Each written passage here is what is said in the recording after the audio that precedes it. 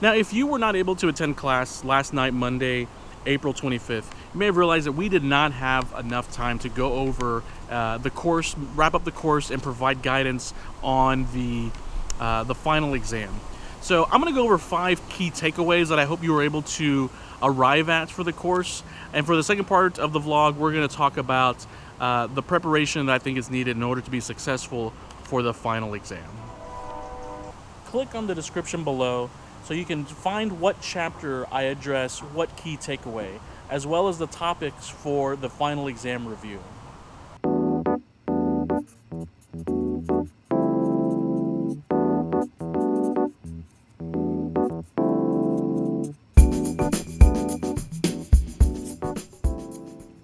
So the first one is going to be emotional intelligence. Emotional intelligence is about being able to identify, understand, use, and manage emotions and information. Have you ever wanted to reply back to a Facebook post or an email and just rip into them and you want it to come across as you are really upset? Emotional intelligence is being able to identify that maybe that's not the best way to go about solving that problem. And a person with high emotional intelligence is able to determine what type of approach, what type of relationship, what type of what type of manner I should engage this person in. In emergency management, you require a great deal of emotional intelligence. The way you might work with a police officer, someone from the fire department, a volunteer coordinator, these are all different people that would require a different approach. And with a person with a high emotional intelligence, they're able to remain calm under pressure, identify the best way to approach and resolve conflict. They can be empathetic to others in a way that low emotional intelligence can't, and they can lead by example. So emotional intelligence is really about being able to assess and maximize the way you deal with a situation. Especially true in emergency management, where there's all these different personalities, all these different backgrounds, and all these different objectives that we want to achieve. The way you work with and interact with each of these individuals, it's very different. It has to be different. And an effective manager is able to identify and use emotion to their advantage.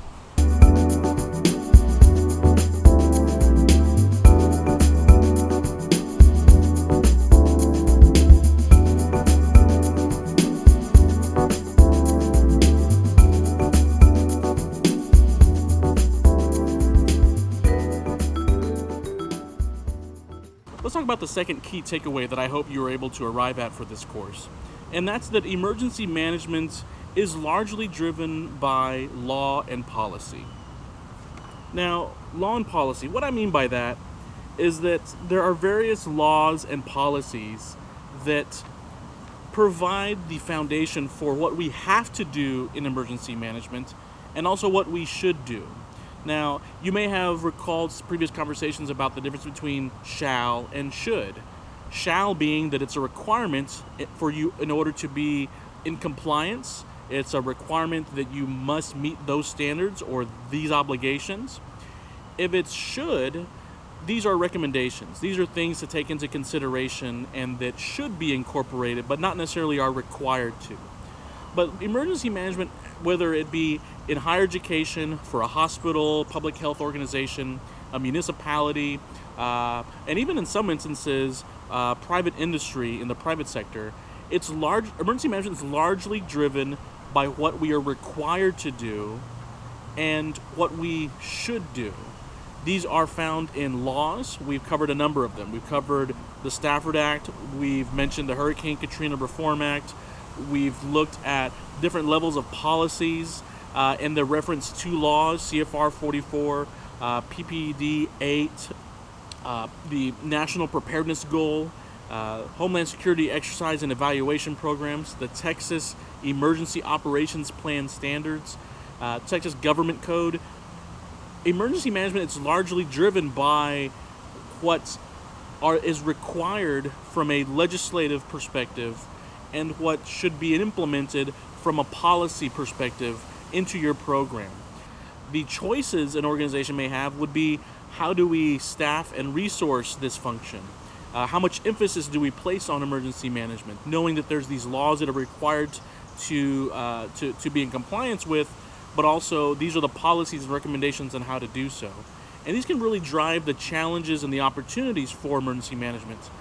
But these are things that drive everyday emergency management. What are we required to do, and what is it that we are recommended that we are supposed to do? A disaster is what the president says is a disaster. The governor of a state can say, I think this is a disaster, we have met this threshold, but it's a legal concept. A disaster is only a disaster if the president of the United States says so. In terms of policies, these are the things that we must implement or that we should be implementing in our program. And that drives the agenda and what your program should be involved with from the start. So in short, laws and policies drive emergency management. We can have these great ideas on what we should be implementing, what we should be doing, but if it cannot be traced back to a law or a policy, we likely are not going to be successful in implementing that program, because there's not that much innovation in emergency management, because there's so many laws and policies that we need to adhere to. We are still playing catch up in many cases on trying to meet those high standards, to meet the code of the law, and to implement the best practices that are established in policy.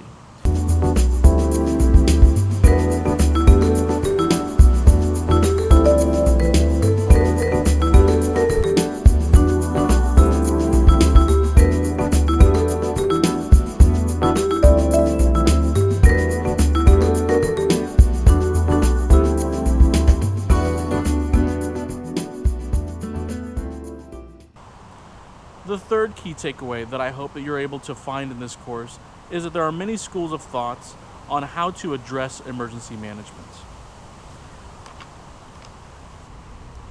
By taking a look at this diagram, you can tell that there is a lot of influence on how we actually achieve emergency management. Whether it's from the public administration perspective and implementation of policy, to economics and dealing with the cost of disasters, sociology with trying to anticipate and manage human behavior, meteorology with predicting what type of hazardous weather might be appearing, journalism, which includes how mass media and crisis management is accomplished, in addition to some of your traditional subjects like environmental science, political science, law, and psychology. Perhaps the most influential school of thought has been Homeland Security, with the focusing event of 9/11 and how a terrorism prevention and protection emphasis have been placed on emergency management. Now, so what does this mean? Well, you can have many schools of thought and have a true interdisciplinary field. But however, one of the observation points that I hope you take away is that there's a lot of pulling and pushing for emergency management. Which school of thought is the best school of thought? Is the right school of thought? Or which combination of these should provide the basis and influence on how to be successful for emergency management? With so many different schools of thought, is there a way that they can work in harmony? Do we need to eliminate some of these schools of thought? Traditionally, in academia, geography, political science, sociology have been the primary schools of thought for how to progress the body of knowledge and research forward. The same may not be true for the implementation of emergency management in practice. Perhaps it's a mix of public administration, homeland security, law, and so on. But what about the other disciplines? The point that I'm trying to make is that as a key takeaway, there are many schools of thoughts to consider and to include. However, it cannot be at the detriment of accomplishing your emergency management goals. Do each of the 4 phases, or if you're thinking about the 5 phases, do each of these phases require a different emphasis and a different school of thought? If so, how does that make you more successful? These are just things to consider as to what can influence emergency management and what schools of thought you are engaged in your perspective that you have on how to best succeed in emergency management.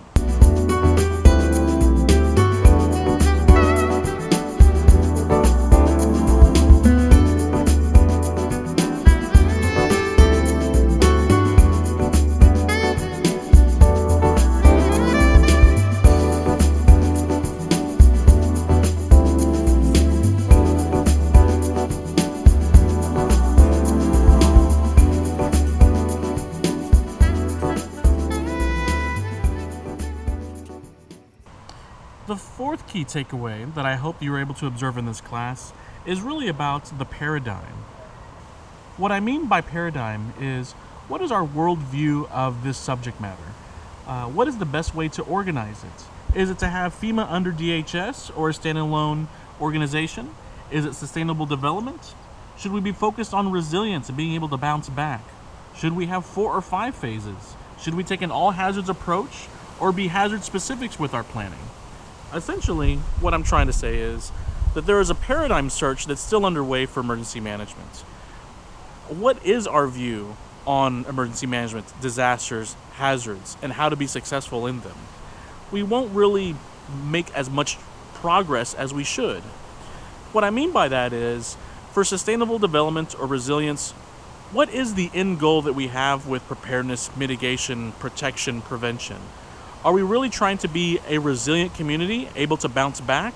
Or will we be placing the emphasis on preventing the hazards, the disasters, the consequence of disasters from occurring? We can't successfully do all of these things, so which one is it? What is our true objective in emergency management? For FEMA being under Homeland Security or not, that paradigm shift may influence what is emphasized for FEMA and trickling down to local communities. May we see a continued emphasis in Homeland Security, terrorism prevention, and protection? Perhaps, perhaps not. So what should be the outcome of emergency management be? What should our objectives be? Are we building capabilities? Are we preventing something from occurring? Are we trying to lessen the impact of something from occurring? Are we trying to establish a comprehensive response framework and the capabilities in which to be successful to provide an adequate or excellent response? Can we do all of these things simultaneously and be successful? Can we be excellent at all of them, or should we be focused on sustainable development, resilience, or some of these other paradigms? That's what makes this a difficult discussion, because there's no right answer. Lastly, we live in a digital age, which means that we're going to have many new tools, as also many new hazards that we're going to have to deal with from an emergency management perspective. From social media and virtual operation support teams, or VOS, new tools that allow us to have greater situational awareness by embracing social media, as seen by the Boston Marathon bombing response, to new threats like cybersecurity issues. Have you ever paid by credit card to reserve park space in your local municipality? If so, that means they have your credit card information. What controls are in place to prevent a hacker from accessing that credit card data, as well as your personal contact information, and using your credit card elsewhere? Is the municipality able to leverage the Emergency Operations Center and the response capabilities built on public safety, built on a foundation of public safety, in order to deal with a cybersecurity response? These are questions that I'm not quite sure that most municipalities or organizations or other entities are able to truly grasp. In addition, an additional future challenge includes the politics of recovery. The disaster declaration process is very complicated. Now, disaster declarations are often politicized and in the news with a lot of rebuttal from political leaders. This can be true for incidents that may or may not be considered a disaster from a legal perspective, but certainly can contain a great deal of damage, destruction, tragic stories, loss of life, injuries, and so on. Emergency managers will have to deal with the consequence of the politicizing of disasters and be able to still meet the needs of the community that's been impacted. One other area that the future of emergency management will have to deal with will be for infectious disease. We've talked about this in class regarding Ebola, H1N1, and what a pandemic plan might look like. Now, in order for an organization to deal with the characteristics of a pandemic, they're going to have to address an all-hazards pandemic plan. Now, what that means is that it's not going to be focused exclusively on a respiratory illness as an infectious disease, but what about other diseases that can be spread in other different manners? And what are the appropriate steps to take to protect your people, your organization, your constituents, and so forth? Pandemics will continue to be an issue, especially from an international perspective. We're such a connected world, as observed from H1N1 back in 2009, diseases can spread very quickly, and future emergency managers will have to deal with the challenges of quickly spreading infectious diseases with little information available in order to make the right decisions. So these 5 were, I would say, the key takeaways that I hope you were able to observe in class.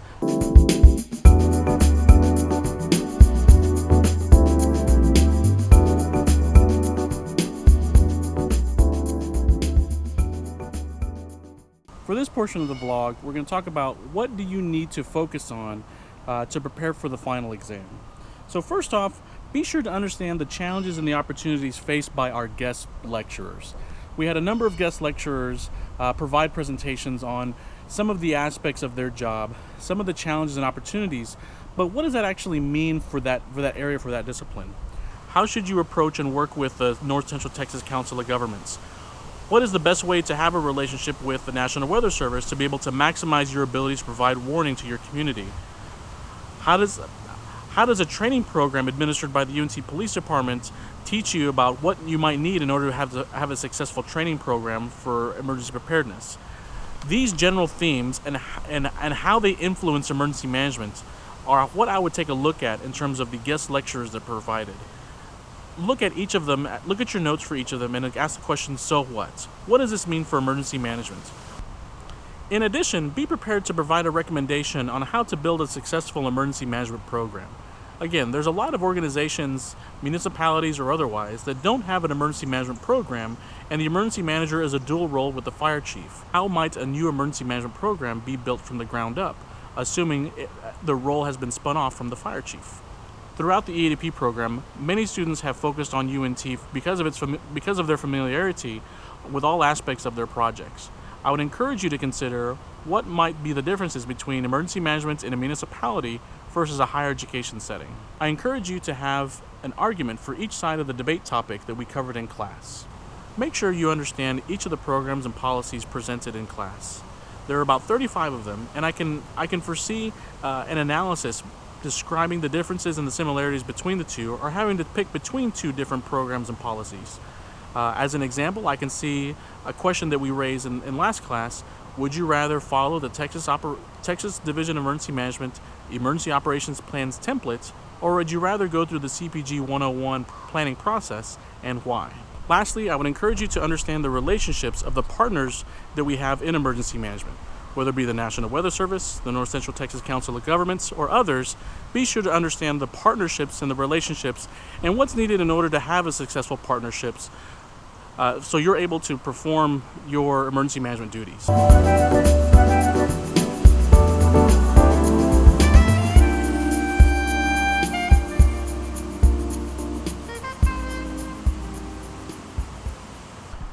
That's it. That's the final exam review. The first part of the vlog was about the key takeaways for the course, and the second part was about how to best prepare for the final exam.